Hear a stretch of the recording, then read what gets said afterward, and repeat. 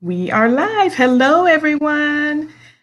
Good evening. Happy Sunday, Unsungeteers, and all my family and Facebook friends that are joining us. So happy to be here this Sunday afternoon. Just going to wait just a few seconds, get people a chance to join us. And we were having a little technical difficulty. So one of our guests, I think he's here now.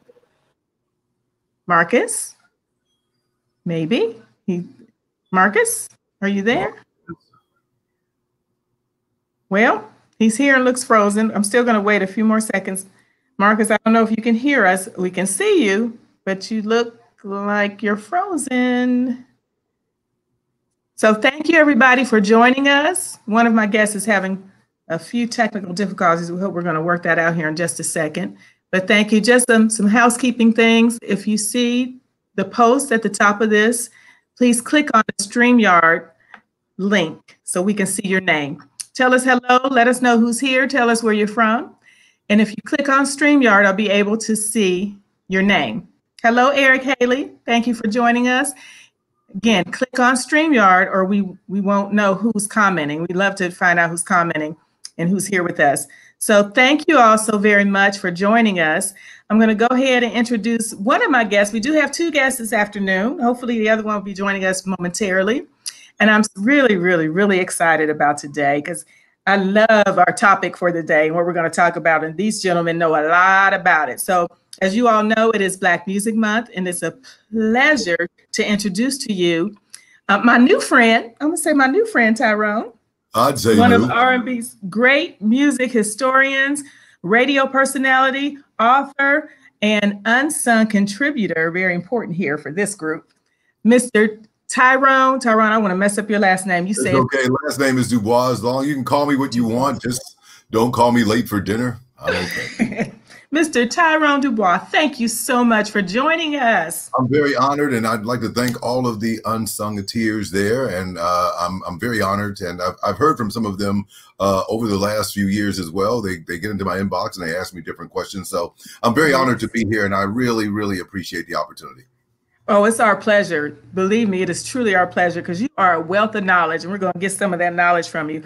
Now, Unsungeteers, we have another guest that hopefully will be here momentarily. He's been trying to get in, but having some technical difficulties. That's Marcus Chapman. So hopefully Marcus will join us. Another great R&B historian, has a lot of great music history, been on a lot of unsung episodes as a contributor. So hopefully, Marcus, we'll have you here momentarily. Looking forward to you being here with us.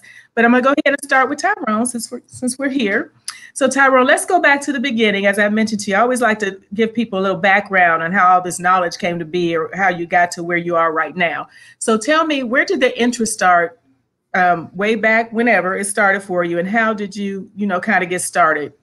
Well, it started in the 70s for me. That Casey Kasem had a show called American Top 40 that came on in Cincinnati, Ohio, and I used to listen religiously every week, and he'd talk about the American Top 40 and give a little stories about the artists and where they placed on the music charts, and that's where I started. And as time went on, I became really, really fascinated with the charts and music and how it all began, and more importantly, where it ranked and where it charted. And I got the opportunity of a lifetime of being able to, as radio started for me, I started in Barstow, California, about 150 miles away from where I live at here. And I would drive from my regular job every other weekend, 150 miles after work, and I'd be on the air. And that's really how I started, and eventually started with Timeless Tracks. And it's a countdown of the top R&B songs in America. And it's been going well for me, and now I'm on Cheryl Underwood's radio show now. That's the #1 urban show in America as an R&B historian with a 60-second moments of music history. Now, Tyrone, you weren't supposed to give all the scoop right there. You just took half my questions with that. No, I'm sorry about that. No, I'm sorry. That's okay. That's okay. So let me back up because I want to ask you. The Casey Kasem, because of course I truly remember that show and that name. I used to watch it as well. So did you work with him, or he was an inspiration for you? Well, yeah, he originally was my inspiration when I said I wanted to be in radio. And ironically enough, right before I got into radio, I got a chance to meet him. And I remember going over to him and I said, Mr. Kasem, it was like a dream come true and meeting, my idol. And he said, call me Casey. And I said, No, sir. I'm not going to call you that. No, I'm not going to call you that. But oh, nice. we had a great conversation, and as time went on, he was the one that actually told me. I actually knew the pop chart better than I knew the R&B chart, and he eventually said that you're going to need to make a choice about which one you need to do. And I decided at some point, I said, I think it's going to be the R&B chart. It was a good choice because I knew both, but the R&B chart was something that I thought made a lot more sense, particularly in these days and times. Yes, absolutely. Well, we're very happy you chose the R&B charts. And I remember watching that show and there was no R&B on it. It was always the pop. And I missed that part. I thought it was missing. It was a missing element there because they never talked about it or the R&B music. And I was just like, well, yeah, part of the problem with that is that the R&B charts, they used to call it the black chart, then the soul chart, then, you know, they had different names for it. But the problem is that they talked about the pop chart because both, if you were an R&B singer and it crossed over to the pop chart, that meant that both whites and blacks were buying your music. You know, so it was seldom that you were really great on the as a great artist without both whites and blacks buying it. And a perfect example of that is Frankie Beverly. You know, he's a great singer, but the truth is he didn't cross over very much to the pop chart. And so the reason why a lot of times it didn't catch on with whites. That's very interesting, which left a lot of people we love in R&B out, basically. You know, we didn't have that exposure like that until much later, you know. Yes, right. The biggest artists are generally were based upon their, you know, their being crossing over to the pop charts. That's when you heard it the most. Yes. Marcus, you look frozen. Marcus is here, but he's not here. So close and yet so far. Marcus, I don't know what's happening. That's part of the alum. That's what he does. Come on in, Marcus. We're going to keep trying, Marcus. Marcus, can you hear us? We can't hear you, or you probably would be speaking right now. We're going to keep trying. We're going to keep you there till you disappear. So Tyrone, we'll just continue our conversation till we can get Marcus taken care of. So from there, now I know you're from Cincinnati originally, correct? Yeah. So you made a transition somewhere, and your first job was where, as far as a DJ? Well, and as far as a DJ was concerned, I was really trying any kind of way at all to get in. But as time went on, somebody finally gave me an opportunity in a place called Barstow, California, which is halfway to Vegas. And I would go to my regular job at 4, you know, up till 4 p.m., drive 3 hours halfway to Vegas, and then be on the air from midnight to 6 a.m. And it worked out really well. Wonderful. Marcus, you're moving. Marcus. Yay! We got Marcus. Can you hear us okay? Looks like we're in slow-mo, but at least you're moving. Okay. Marcus, well, Marcus, can you say something to see if we can hear you? I'll switch from the laptop to the phone. Yeah, I hear you fine. All right. Okay. Yay, we'll take it. Yay. Well, welcome, Marcus. Thank you so much for joining us. Let me give you your formal introduction. Just push pause for a second and go ahead and introduce Marcus since he's here with us. Well, Unsung Tears, please help me welcome Mr. Marcus Chapman, another great R&B music historian. He is a radio personality, a DJ, an author, and of course, an unsung contributor. Thank you, Marcus, and welcome. Thanks for joining us. Can you hear me? Thank you. Thanks for having me. Okay, you scared me for a minute. Okay, great. So we're so happy. We actually just went on and kind of started talking to Tyrone. So thank you again for joining us. Let me pause Tyrone and get the same information from Marcus. What I wanted to start with is just tell us how this all got started for you. Take us back to the beginning, your love of music. What ignited that strive for R&B music thing? Tell us how it started.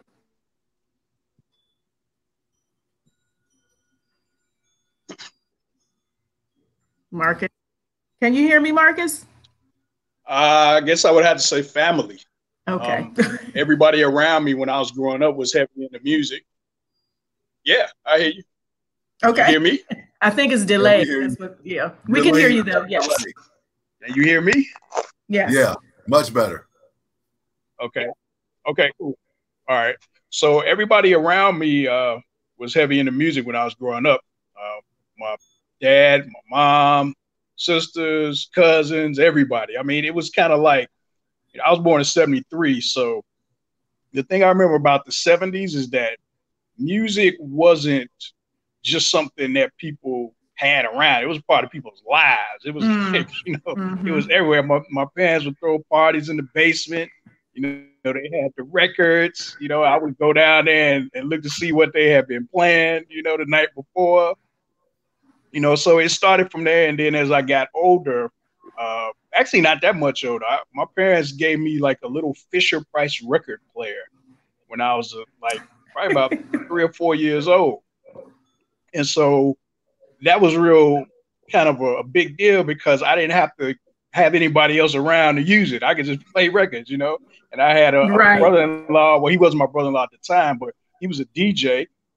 And he would give me extra copies of records he had.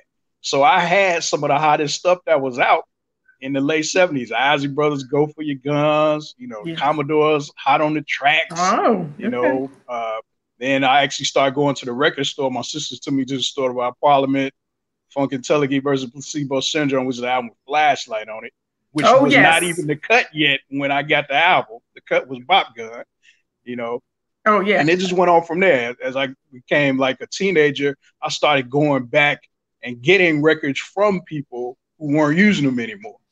Okay. And then that continued on into the 90s and late 80s and 90s, going to record stores, buying stuff. And eventually I got into radio myself in college in 92. I started doing music research actually year before that. In 91, with a college campus I was on, went to Northern Illinois, it's about an hour and a half away from Chicago. So they had a library and they had all the Jet magazines that had ever been made. So everybody remembers they had the music charts in the back. So I went to the library and I looked at every Jet magazine from like about late 60s all the way to about 85. Because we had a subscription after that, so I knew what happened after that. But the thing was, I went looking for the music charts, but I started reading the articles too and looking at the advertisements. So it was really a very cultural thing to see stuff like, Red Fox starts new TV show, which was, of course, Sanford and Son. Just being able to soak up all of that culture. And then after that, I started going to the music library and getting copies of like the Billboard charts. Because, every year they do a year-end chart for the top hits and albums. I wrote a lot of that stuff down, using this checklist to get records, and just kept going from there. Great. Thank you for that. And I think we're almost up to the present now with both of you. So because I want to make sure, I wanted people to see how this journey started, to have the title of R&B historian. We got some history there. So I wanted to make sure we explained where it all started and how you got to truly what I see in both of you is the love of R&B music, period. If nothing else, you love the music. If the interest wasn't there, you probably wouldn't do it. And it's great to be able to do something that you enjoy. And that's obvious that you both enjoy it because the passion is there. So thank you for that. So can you tell me now, because I want to take care of all the history stuff, what you're doing right now. Tyrone, you kind of hit on it already. But I'll let you get into more detail about that. Where you are now. So your journey has brought you to do what right now? So if you can just tell us what you're into right now, and then we're going to go ahead and get into the unsung and all that kind of stuff as well. So do you want to go first, Tyrone? Yeah, I'll let Marcus go first because he was out late. So if he'd like to, I'll let him go. He's Marcus, a Cincinnati Reds fan in disguise anyway, so I just want to give him a shout out here. Okay. Marcus, are you there? There he is. Okay. So Marcus, tell us about what's happening right now as far as music and what you're doing right now. Bring us to the present. Uh-oh. Marcus, you looking frozen. It's kinda. Is he there? I'm here. Okay. Did you hear the question? Yeah. Okay, go ahead. You can go first. Yeah, you talking to Tyrone. No, he said to go ahead. He was telling you to go ahead. Allow you to go first. Oh, okay. About what I'm doing now? Yes. Just tell us what's going on right now, music-wise. Yeah, well, my main thing right now is I actually wrote a screenplay about the early part of my radio career. So I'm, trying to get a deal for that. That's the biggest thing because, like with Unsung and all that, we're talking about other people's lives. But this is my story, not the whole story, but the most cinematic part of it, from about 1995 until about 2004. So just trying to get a deal for that because it's something. Okay, but you also have 2 books, don't you? Don't you have 2 books as well? Yeah, that's actually how I got involved with Unsung. I actually have more than 2, but there were 2 that got me. Well, one that got me connected to the show, and then there was a part 2 to that. And what's the name of it? So it's the coolest music book ever made, aka the MC 500. It started out, it was just something I was doing on Facebook.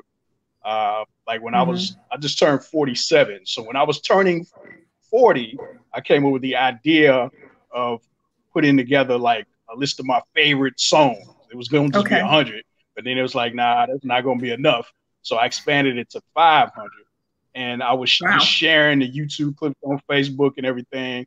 And when I got and I did it in a countdown form. Okay. So when I got to about, halfway through, I decided I wanted to preserve it in book form. And so I actually ended up with a deal for that. And then the company decided we should split it in half. Instead of 1 book with 500 songs, let's make 2 books with 250 apiece. Okay. And so that's how it ended up coming out. And when that first one was coming out, that's how I got connected to the show through a friend of mine named Sherry Pettiford out in LA. She was friends with a lady named Classietta Davis, who was one of the unsung producers. And so she connected me with Classy. She and I, connected on Twitter and then talking. And then eventually she was able to shoot that to Mark Rowland because by then it had came out. He was able to check it out and they could see that I wasn't just somebody trying to get on TV. I knew what I was talking about. And then they invited me to a shoot that they were doing. I was living in Dallas at the time. And they were doing Johnny Taylor in Lakeside. And they invited me to the shoot and it went well and kept going from there. So the order, your list in your book, the list of songs, what kind of order are they in? Is it just your favorite or? Well, it started out as being favorites, but then it went to like, because this was really just something I was doing for myself. I wasn't really looking at like, I knew people could get some good information from it, but it was a countdown in order of the impact. It was like if I was telling my story through song. The higher the song was, the more important it was to the story. But what I did is I added a lot of good info in there that somebody could use regardless of whether they knew me or not. So every song had the songwriters, the producers, labels, albums. Most of them have like a quotable lyric. And then if there was any inside information that I had that I got either from artists or from just doing research, I included that. And in some cases, I actually got some info from artists about particular sessions and songs and all of that. And so they in there like that. So what was number 1? Then I'm gonna move on to Tyrone. What was the number 1 song on your list? Marcus? Okay, I guess we'll come back to that one. At least he was almost done with that part. Hopefully, Marcus, you come. Are you back, Marcus? Because you're frozen on it. No, he's back. Marcus, what was number 1? The number 1 song on your list? Can you hear us, Marcus? Yeah. Hang on for a second. I'm going to get my charger because maybe I switch to my phone. I don't want the phone to die. Okay. While you're doing that, I'll go ahead and talk to Tyrone. Okay. Tyrone. For me, what I've been working on recently is a book called The 4 Seasons of R&B, and it's based upon what I believe to be the top songs between the 60s, 70s, 80s, and 90s. And I included honorable mentions. I included what was on the bubble of my top 10 list, and then I proceeded and just talked about the top 10 of the artists that I believed in the order of what I believed of what they would what they should be in. It included them crossing over to the pop charts and a little history. some of their Grammys and, you know, in that decade and things of that nature. It actually, it's actually pretty good. I knew that in the 60s, for example, that one would be a bit easier. But once I got started in the 70s, I knew that it would be a little harder, particularly with the one-hit wonders, because I was all over the place. There were quite a few.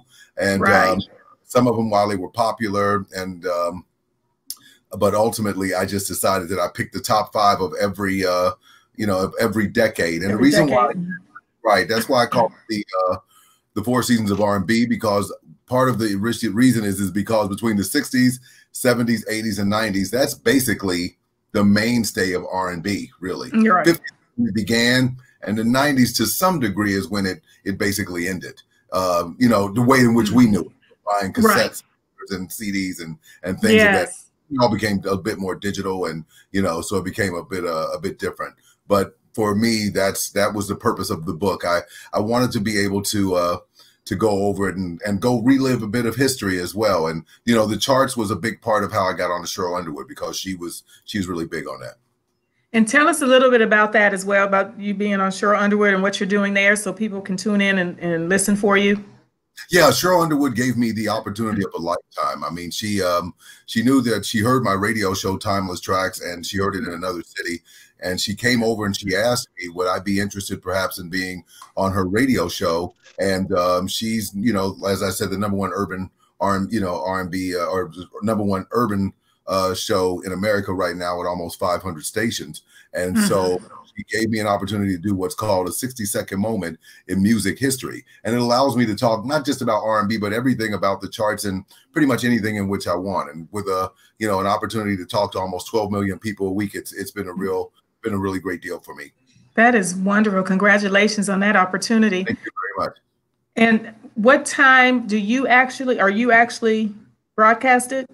No, what I do is it's a bit unique. I just send my part in. In other words, I can just pick things that, you know, anything in which I want to. Like if somebody passes away, if there's an issue or something that's up front, for example, I have an opportunity to talk about that in a 60-second moment. I've also got an opportunity to be a national pop culture expert on some of the major network shows as well. Recently, that's what I've been working on. So things are going pretty good for me. It looks like it's kind of shifting into high gear, and I'm so grateful for that. I'm really more grateful than anything that, you know, I'm getting an opportunity to live my dream this way.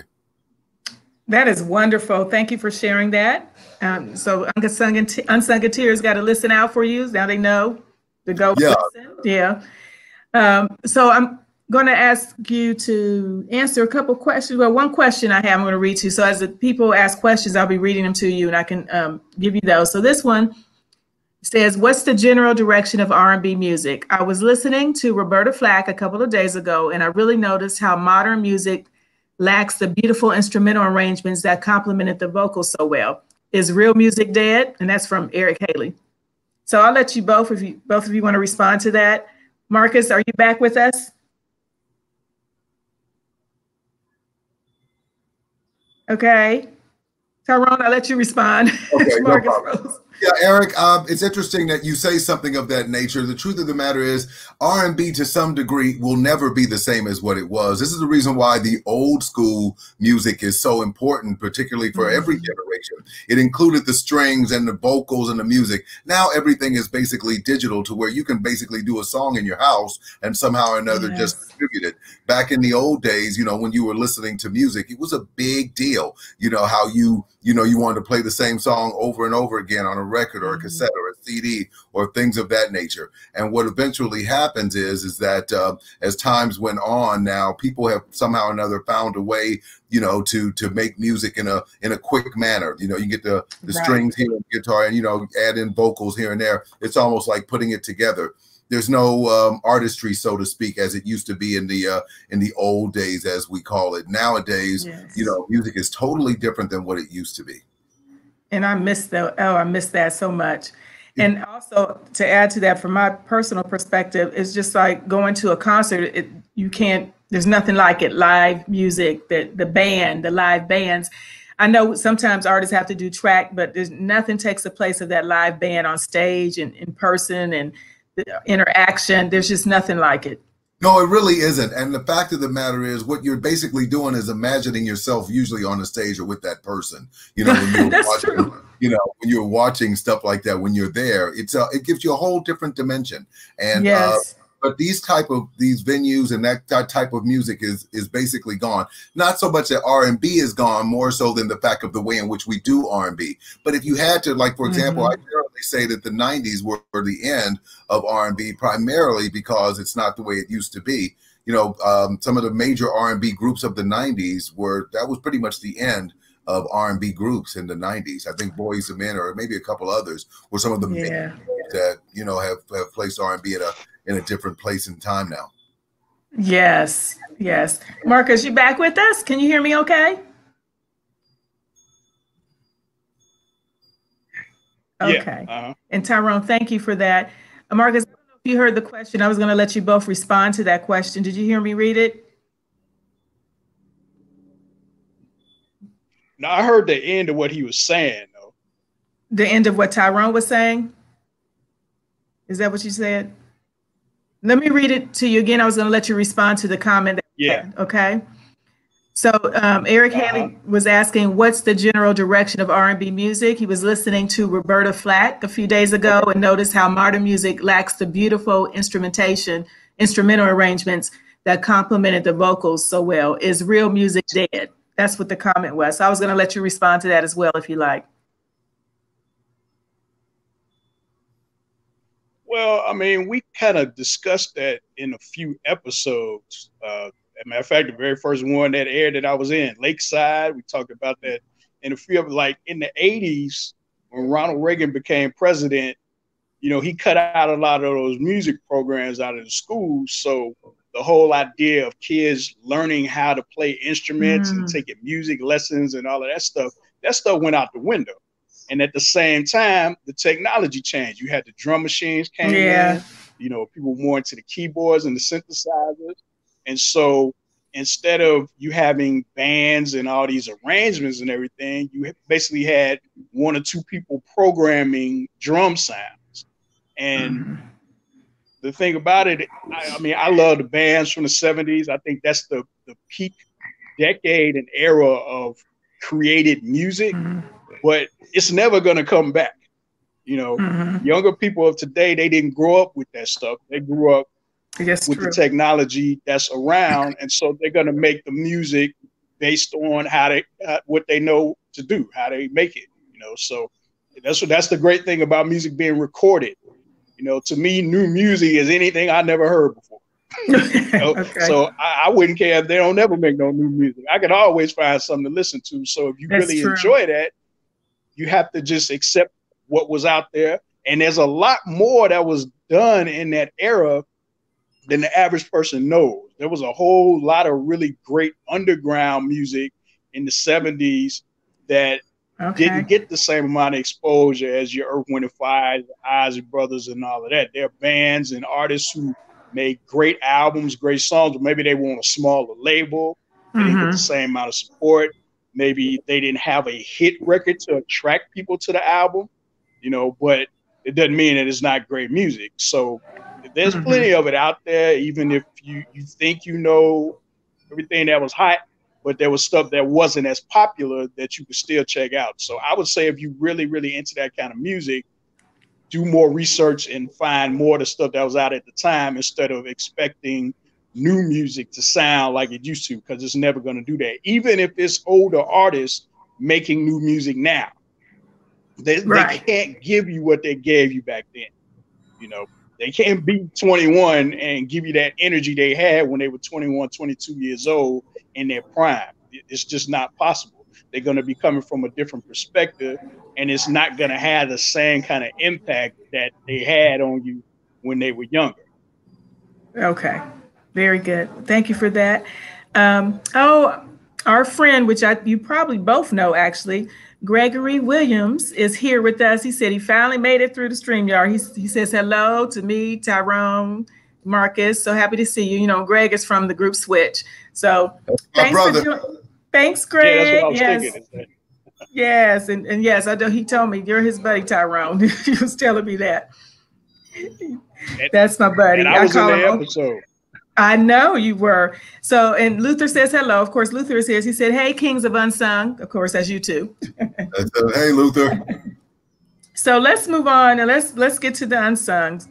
I'm gonna yeah. Let's what I'm gonna do right quick. I'm gonna read some of the episodes that you were in, so people know and have an idea, and then we're gonna kind of talk about that. So for Marcus, and now I'm not reading all of them. I just picked a handful of them.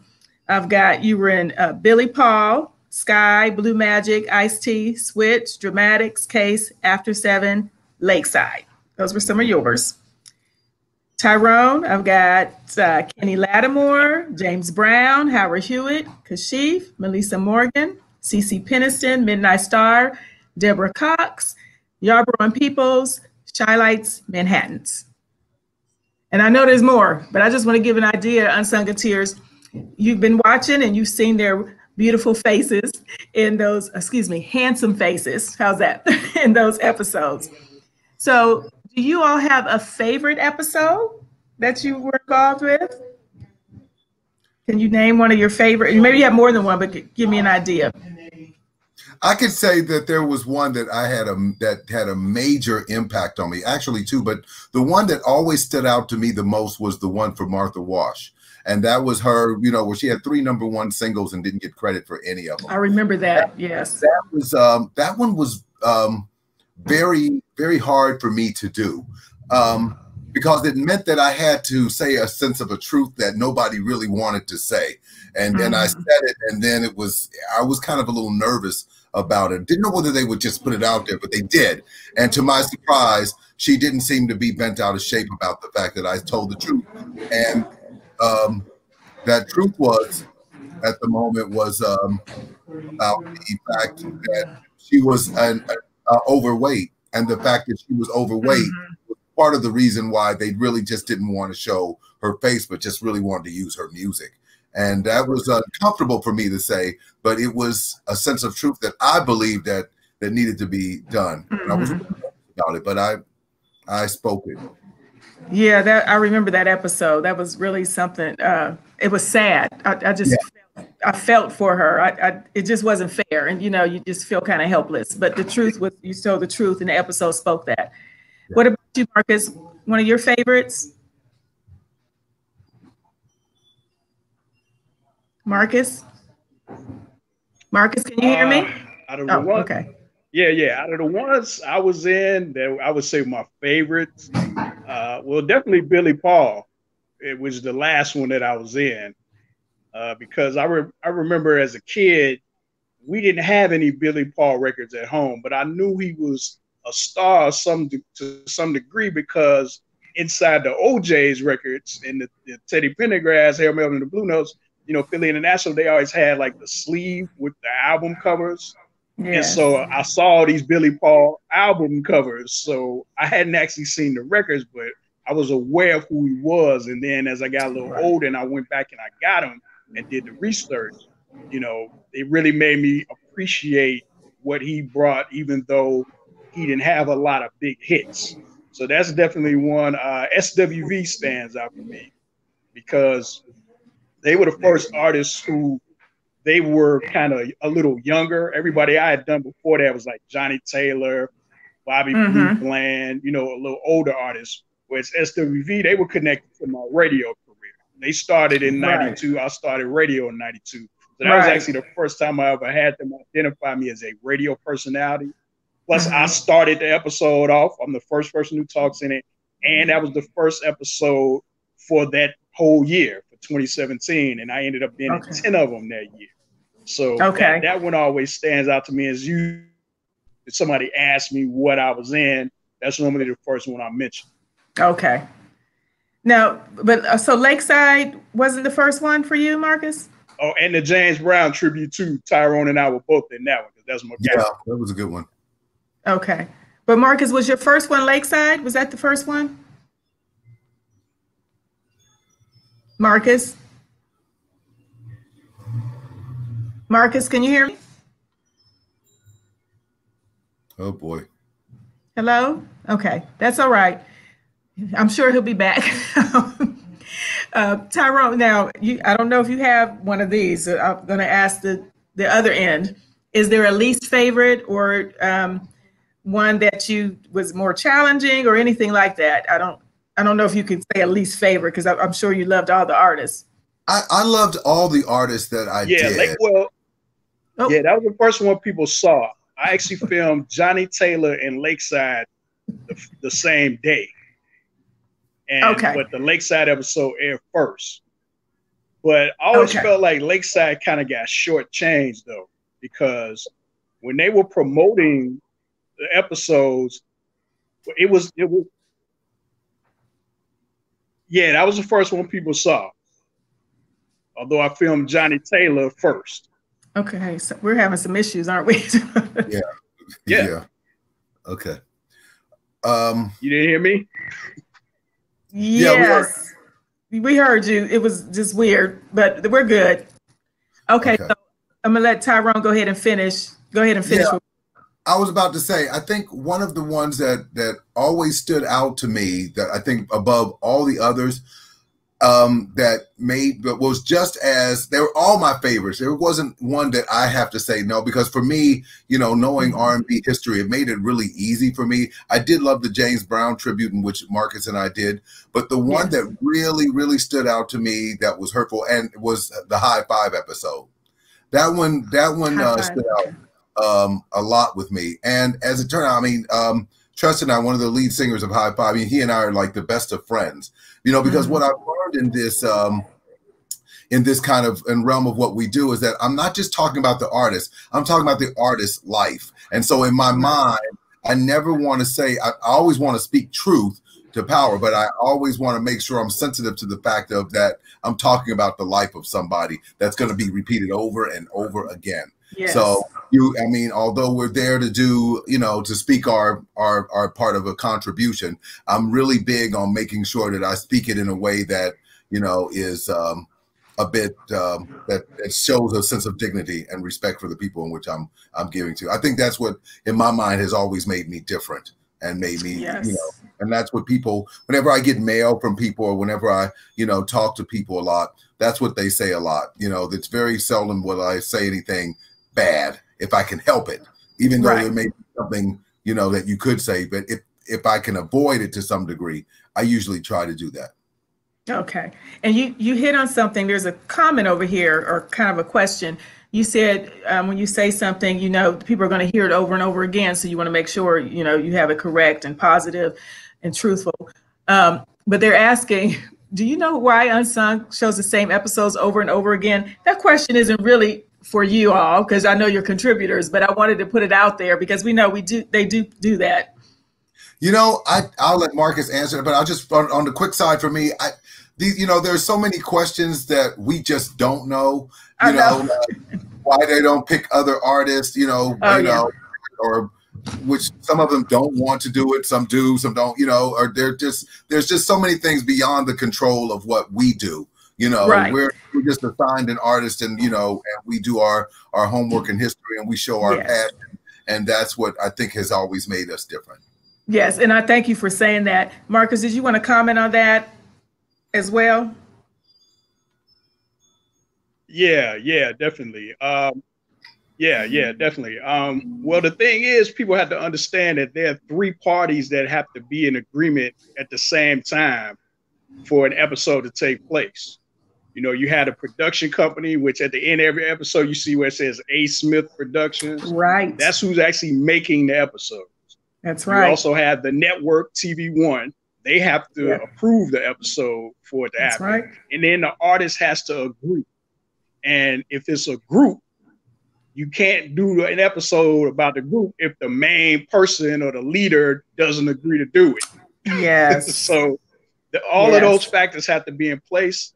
And it's not as easy as you would think, you know. That's right. And one of the reasons why you see certain ones keep popping up is because you got to keep in mind TV1 is a network. They're trying to make money. So if an episode does really well in the ratings, they're going to reshow it more.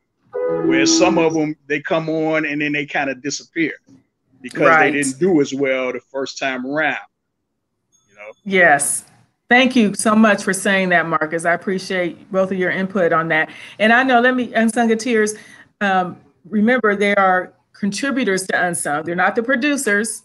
So please know that, Unsungeteers, where our guests are contributors. So they can talk about it a little bit, but they're not the producers. So, we're going to have another chat, hopefully, with some of the producers are going to come on. And some of those questions can be asked to the producers of the Unsung episodes. And they'll be able to clarify some things and share some things with you. I had the pleasure of being in just one. I'm not the pro that you all are, but had the pleasure of being in one as a contributor, which was, of course, Glenn Jones, who's my good friend and I've worked with for some years. And I did get to experience everything in that one episode, which was a privilege for me. I enjoyed it. It is a lot of work. There's a lot of work that goes into those episodes. People don't realize. And I'm glad you explained that, Marcus, because it's very true. Everybody's got to approve it. It got different arm. It's a lot that goes into it that people don't realize. So thank you both for your insight on that. I got a couple more questions. Luther is saying, and you both have seen the page, been on the page, and know there's a lot of streams and posts about a lot of Unsung episodes and requests for people and that kind of thing.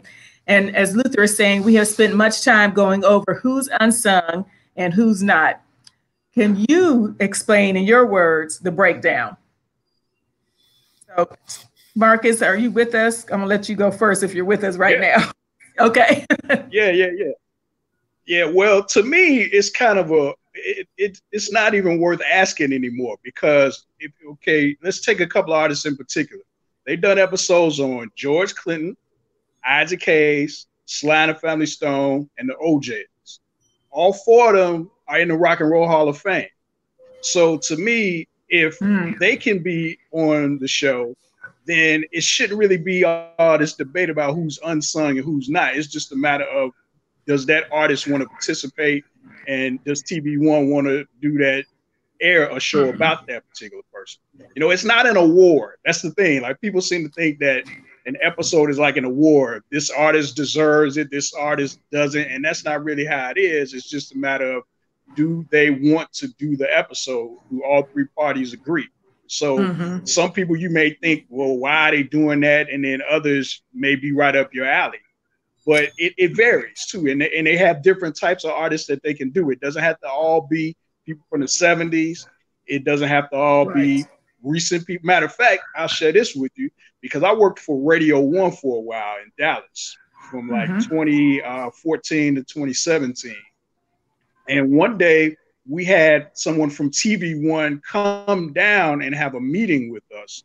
And we were talking about, different stuff they were doing. And when it came to Unsung, one thing she said was that the 90s artists are kind of the sweet spot for them. Because if you think about it, somebody who was, say 25 years old 30 years ago, they're 55 now.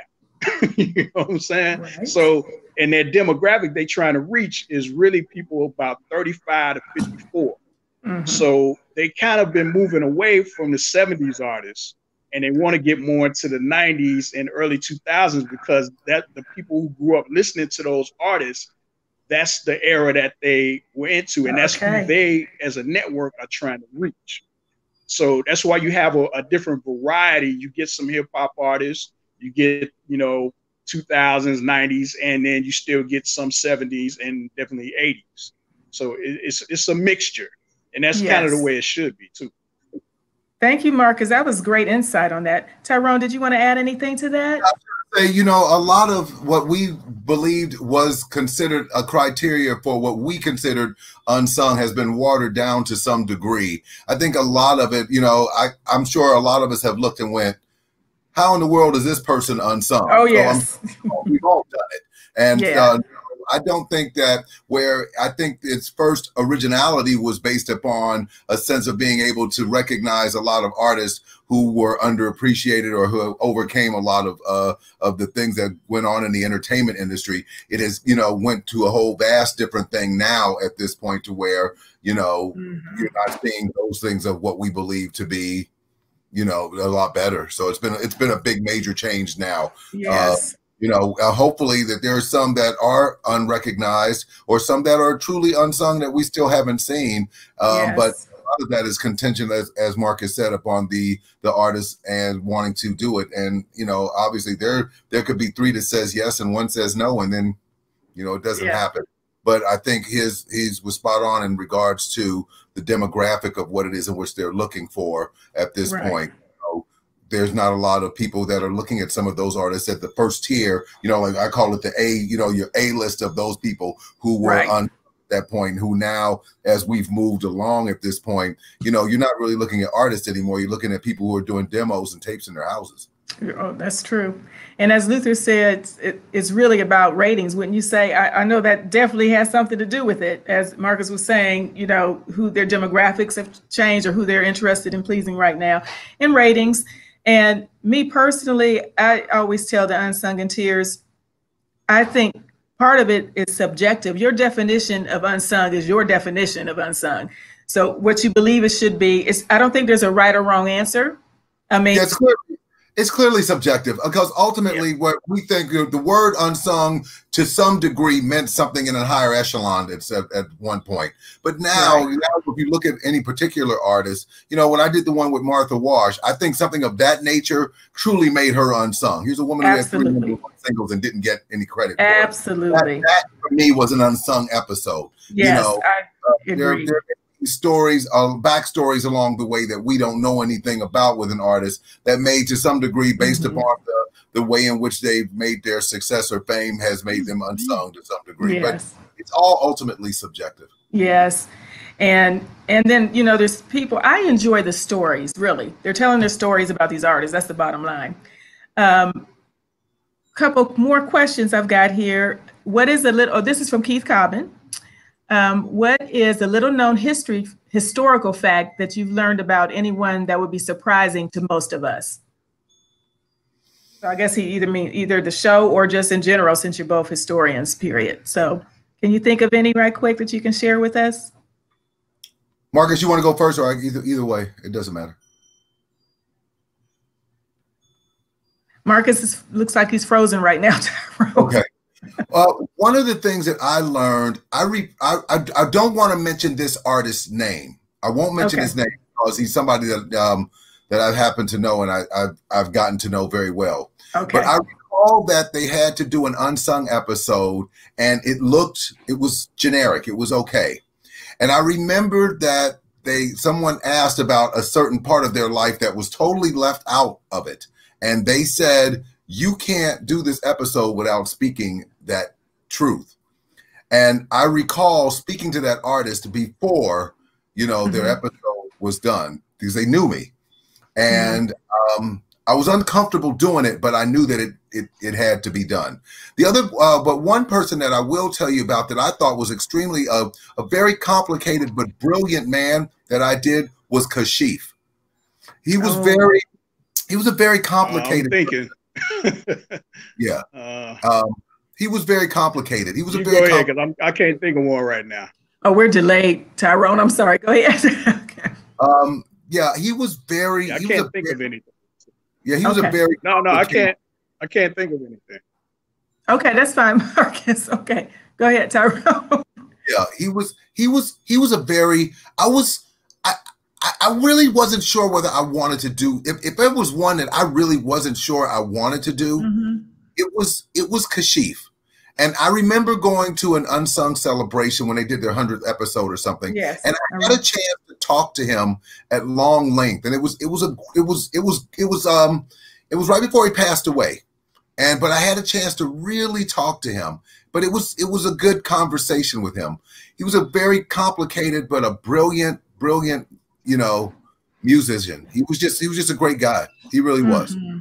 And I respected that. And it gave me, and when you're doing these artist shows, you're getting a different perception of what you believe you see in the forefront of just simply making music. And I realized that, you know, that taught me, that was a big lesson for me.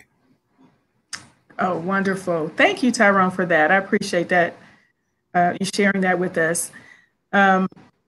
Luther is saying, oh, well, he's asking the question, do you see the series leaving us? What do you guys think about that? What is your input? Marcus, are you with us right now?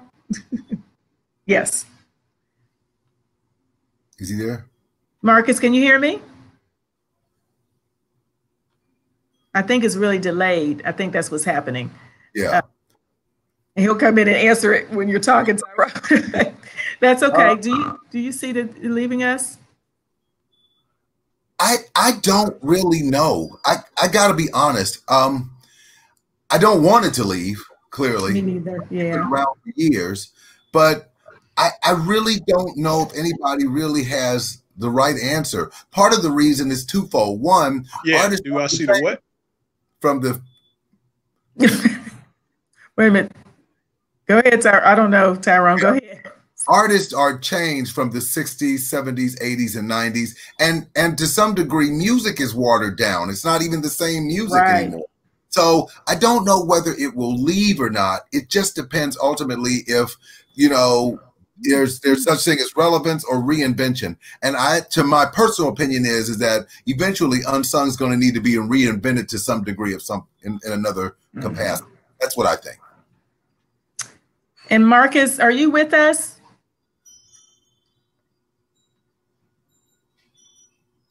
We're really delayed, I think. Yeah. Yeah. One thing I'll add too, though, is that one of the things that I also got out of that meeting is that, TV1 they don't really have like a formula that they figured out for what makes the show work, which has been an advantage. I remember Mark Rowland was saying that because they don't really know what type of artist is going to work, because sometimes they've done artists and they thought it was going to do really well and it didn't. And then there was some that they thought, well, we'll do it, but we're not expecting much. And it turned out to be one of the best rated shows that they had. Like, matter of fact, Johnny Taylor was like that. And that was actually the first one I filmed for it. I know that apparently they had to fight to get that episode on. And when they did, it ended up being the highest rated show of the whole season. Okay. You know? So the fact that they don't really know and they can't just pinpoint and say, okay, this is what works, so just make this type of episode. That's part of what's helped the series last so long, because it's unpredictable. You never really know how people are going to react. Like even with the 90s artists, they did Escape, and that was like a really big episode for them. But you got to keep in mind, two of the members, Candy and Tiny, were already reality TV stars. So they were out there in the public a lot. So, and Escape was a group that they broke up when they were platinum. Nobody knew why. So it was like a really curious story. A lot of people wanted to know. And you can't assume that just because somebody else is from their era, that you're going to get the same type of response from the public. So the fact it's been unpredictable has helped the show a whole lot. Okay, that's a good point. Well, believe it or not, our hour is just about up. It went really fast. Is there anything in closing? Is there anything you'd like to leave us with? And I always want you to leave us with your website or where we can find out or follow you, more information about you, so we can support your books coming out. We want to make sure we support that, Tyrone, and anything else. Any final comments or words? There's a lot more I could have asked you, but I don't want to, for the sake of time, I won't hold you all. So this dialogue is so necessary. Thank you. So go ahead. Tanya, first of all, I want to thank you, the Unsungiteers, all of them who are constantly in my inbox asking questions and, you know, asking if it's me that's on different radio stations with the shows in which I'm doing. And I really can't thank you and them as well, because if not for them, we wouldn't be here. So I definitely appreciate that. I could be reached on, of course, I'm doing radio and television, but I can always be reached at my website at rnbhistorian.com. My book, The 4 Seasons of R&B, will be coming out in September. And I have a fan page as well. And Instagram, I can be reached at Tyrone Dubois or Tyrone Dubois Timeless Tracks. And I'm grateful, and I thank you so much for this opportunity. It means a lot to me. Oh, no, thank you. And Marcus, did you want to leave us with anything before we toast? Marcus is going to toast 3 years from now. That's right. Marcus, you there? Yeah, he's. Marcus? Okay. Yeah. I feel like, is it coming? Yeah. Real quick, I will say this though. I'm not an R&B historian. I'm a music historian. Like if we were doing episodes about Van Halen and Led Zeppelin and all them type of folks. I can talk on that stuff too. Wonderful. That's great to know, though. So, yeah, but aside from that, yeah, thanks everybody. I'm on social media. I'm not hard to find. MC Marcus Chapman is all of my stuff. YouTube. I do put a lot of stuff on YouTube. I'm on Twitter, Instagram, and of course Facebook. The books are on Amazon. You just type in my name, you'll find them on there. You know. Great. Thank you both so much. So on behalf of our founder of the Fans of Unsung page, Luther McCrae, and myself, I want to thank you both so very much for joining. It was a great conversation. We learned a lot. We're going to have you back because we can talk more. There's stuff we didn't get to, and I would like to. But in honor of Black Music Month and to you two, our music historians, thank you so much. And I'm going to toast to you all. Please toast with us. Thank you. And come back and see us, please. Please keep in touch. Thank you so much. Thank you. If anyone missed this, it will be posted on the Fans of Unsung page on the Candid group, which is the business page, my business page. The Candid group will post all of these chats. And also on YouTube, under my name, Tanya Hawley, you can find these as well. So thank you all. Have a wonderful Sunday, and I'll see you soon.